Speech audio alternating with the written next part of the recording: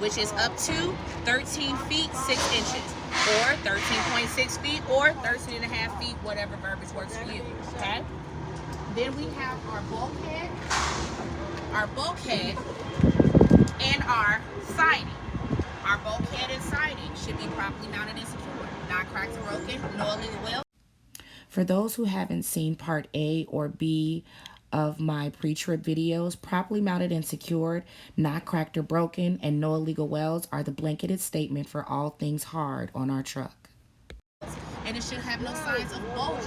If you see signs of bulges, it could be an indication of a shift in the load. On the siding, there should be 50% DOT tape from the front to the back of the trailer, okay? From the front to the back of the trailer, all right? The next thing we're gonna go into is our landing gear assembly. Our landing gear assembly should be properly mounted and secured, not cracked or broken, no illegal welds. Our landing gear legs, since that is the movable part, they should be well greased, okay? And the feet should be flat, free of debris, and fully raised while driving. The feet should be flat, free of debris, and fully raised while driving. Our crank handle should be secured in the cradle.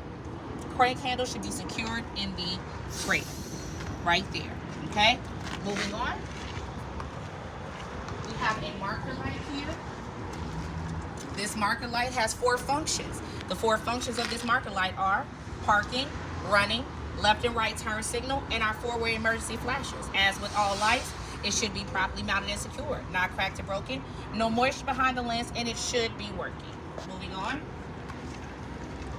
Underneath our trailer, we have our airlines.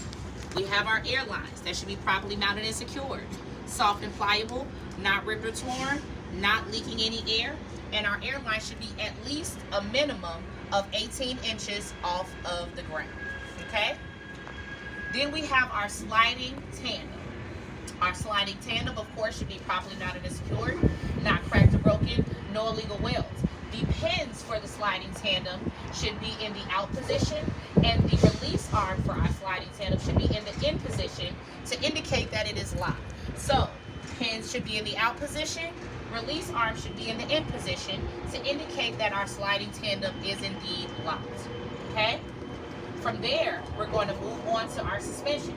And for this part, I like to couple things together, okay? So, we have our torque bar. Our torque bar, which is over there. Torque bar. We have our torque rod. Yep. We have our stabilizer. Our stabilizer, okay? Then we have our front, middle, and rear spring hanger, okay? We also have our equalizer, this thing that looks like a scale right here. Equalizer. The last part of our suspension on here is our leaf springs. Those 3 little stacked bars over there. Our leaf spring. All of those components should be properly mounted and secured, not cracked or broken, no illegal welds. Okay, so our torque bar, torque rod, stabilizer, front, middle, and rear spring hanger, equalizer, and our leaf spring should all be properly mounted and secured, not cracked or broken, no illegal welds. Now, our torque bar is not adjustable. The torque bar is not adjustable. Our torque rod is adjustable, okay? Torque bar on the passenger side is not adjustable. Torque rod on our driver's side is adjustable. Also, our leaf spring, if you look over there, should be secured with U-bolts.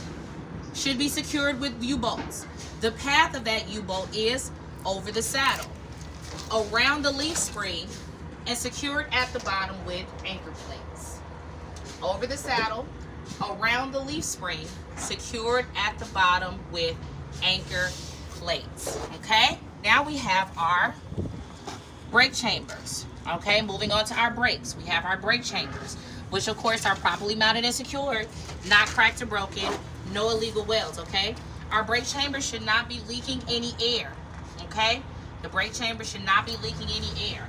Attached to our brake chamber are our hoses, which should be soft and pliable, not ripped or torn, and not leaking any air. Attached to our brake chambers and behind it are our slack adjuster and our push rod. Slack adjuster and push rod should be properly mounted and secured, not cracked or broken, no illegal welds. The slack adjuster, which is the movable part, should be well greased, and it should have no more than 1 inch of free play with the wheels chalked and the brakes released. Okay? No more than 1 inch of free play with the wheels chalked and the brakes released. Remember, on our truck, the slack adjuster and the push rod, the slack adjuster is the only thing that's 1 inch. Okay? After our slack adjuster and our push rod, we have our brake shoes, brake lining, and our brake drum. Brake shoes, brake lining, and brake drum, which should be properly mounted and secured, not cracked or broken, no illegal welds.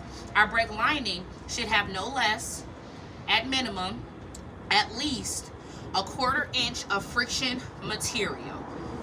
At least a 1/4 inch of friction material.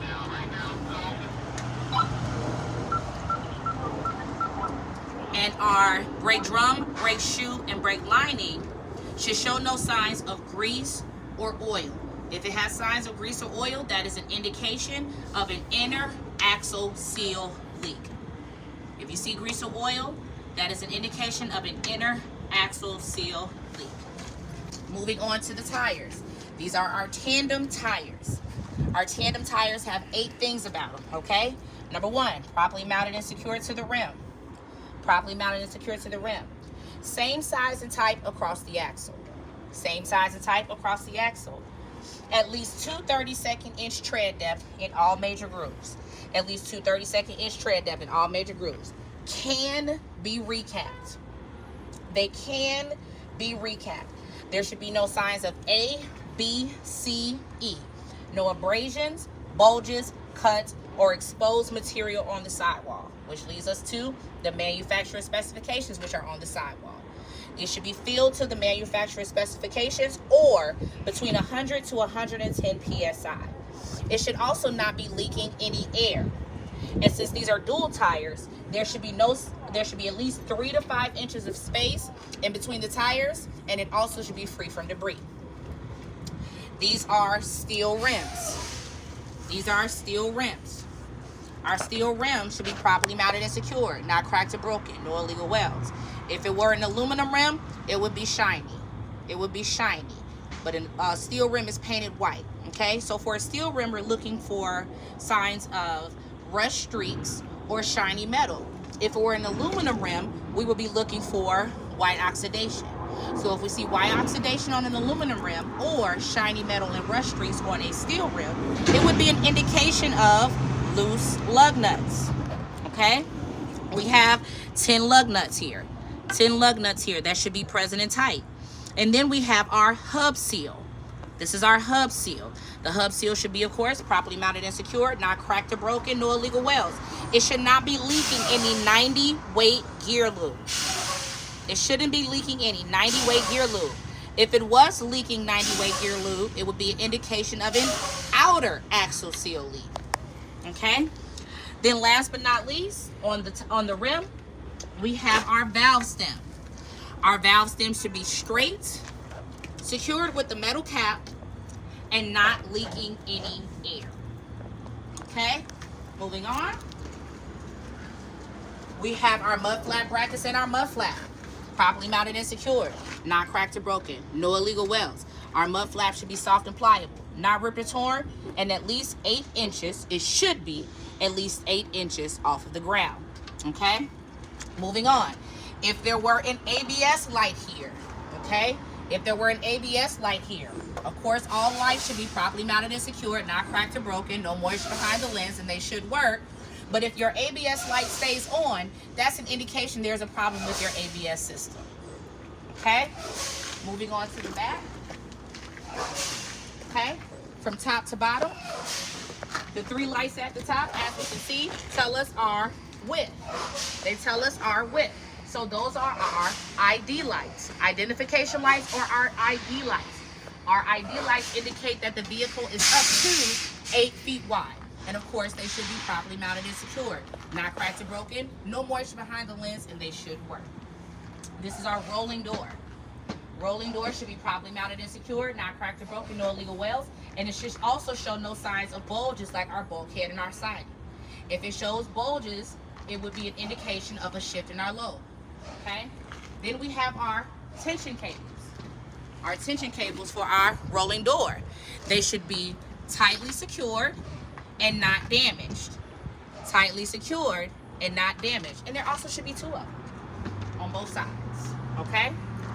Also, our rolling door should not be missing any panels.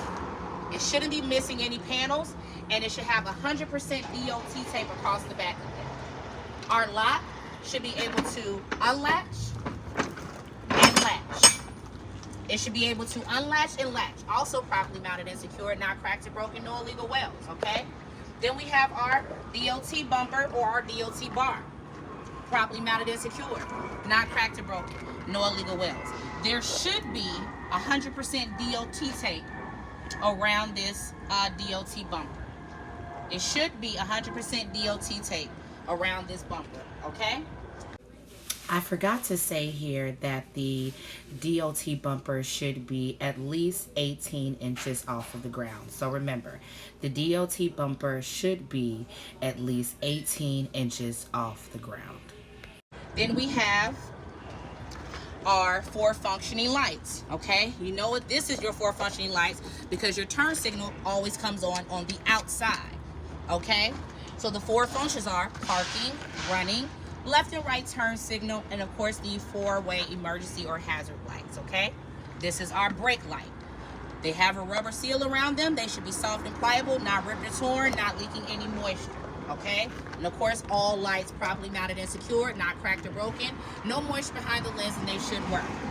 Then we also have our license plate light, okay? Our license plate light, properly mounted and secured, not cracked or broken, no moisture behind the lens, and it should work. That is